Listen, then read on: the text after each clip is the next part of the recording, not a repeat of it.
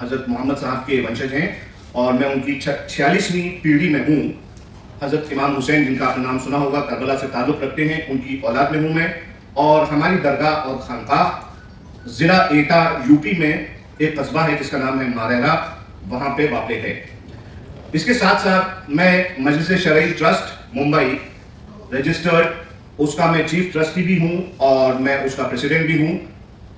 13 April 2025 کو جیسا کہ آپ جانتے ہیں آج کل جو کرنٹ مدعا ہم ہندوستانیوں کے سامنے ہے, بالخصوص ہندوستانی مسلمانوں کے سامنے جو مدعا ہے وہ ہے وقف امینڈمنٹ بل 2025 کا, اور اس کے خلاف اس کے انکانسٹیٹیوشنل چند کلازز ہیں جن کے اوپر ہم نے نظر کی, جو خاص طور پر ہم مسلمانوں اور خاص طور پر جو درگاہ, مسجد, مسلمانوں کے قبرستان, مسلمانوں کی خانقاہ, ان سے ڈائریکٹ تعلق رکھتے ہیں اور ان کی آئیڈینٹی کے لیے ایک نرم لیکن تیز چوٹ کرنے والا یہ امینڈمنٹ آ رہا ہے, اور بلکہ وہ قانون میں بدل چکا ہے. اس کے سلسلے میں آپ کے سامنے کچھ چیزیں جو میرے آبزرویشنز ہیں وہ بتانے کے لیے آیا ہوں, اور پھر اس کے بعد انشاءاللہ ہم لوگ جو بھی انٹریکشن آپ کو کرنا ہو وہ میرے جو بھی ٹوٹا پھوٹا علم ہے اس کے مطابق آپ لوگ کر سکتے ہیں. اگر آپ لوگ اجازت دیں تو میں چھوٹا سا ایک اسٹیٹمنٹ پڑھ دوں آپ کے سامنے.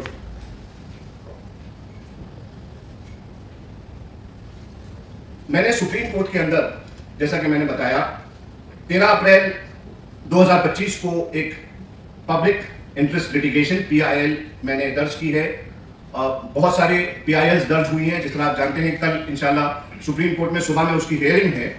ہمارے فرق یہ ہے ہماری PI اور دوسری PILs میں آپ کی نالج کے لیے تھوڑا سا بتا دوں سر کہ, اور میں محترمہ جو یہاں موجود ہیں, کہ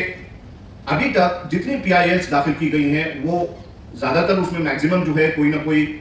پولیٹیکل اینگل سے لیا گیا ہے یا کوئی دوسرا جو بھی انٹرسٹ جس کا ہو. جو مین اسٹیک ہولڈرز ہیں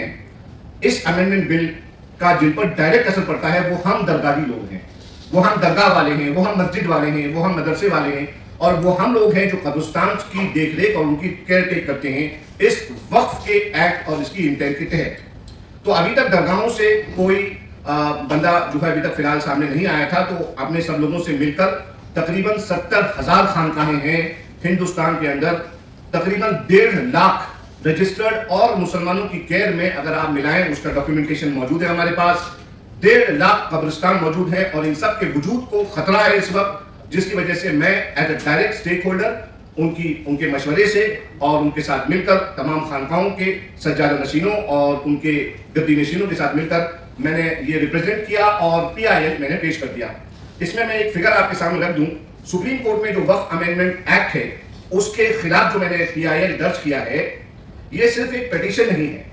پیٹیشن تو کوئی بھی زمینی مسئلہ بن جاتا ہے, بلکہ یہ 3,000 سے زیادہ جو رجسٹرڈ ہمارے سامنے ایک فگر موجود ہے, 3,000 سے زیادہ دینی اداروں کا مقدمہ ہے, یہ ان کی آواز ہے. ایک فگر جو میرے سامنے آئی ہے کچھ ریسرچ کرنے کے بعد, کچھ اپنے بڑوں سے مشورہ کرنے کے بعد, اور کچھ لوگ جو اس سے اثر انداز ہو رہے ہیں ان سے بات کرنے کے بعد, وہ یہ ہے کہ اس ایکٹ سے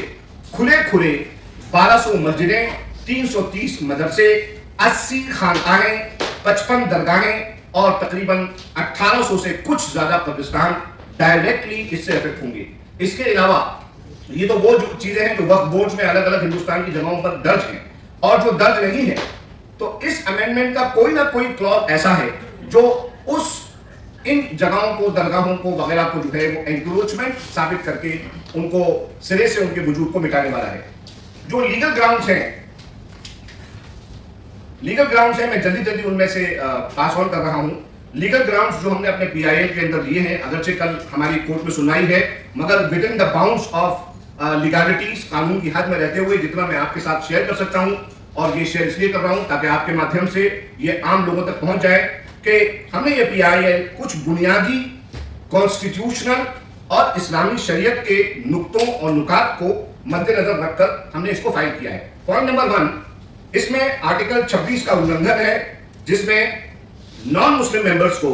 وقف بورڈز میں شامل کر کے ہمارے جو خاص دینی ادارے ہیں, مسلم ادارے ہیں, ان میں غیر ضروری جس چیز کی کوئی ضرورت نہیں تھی ان میں دخل کیا جا رہا ہے. Point number 2,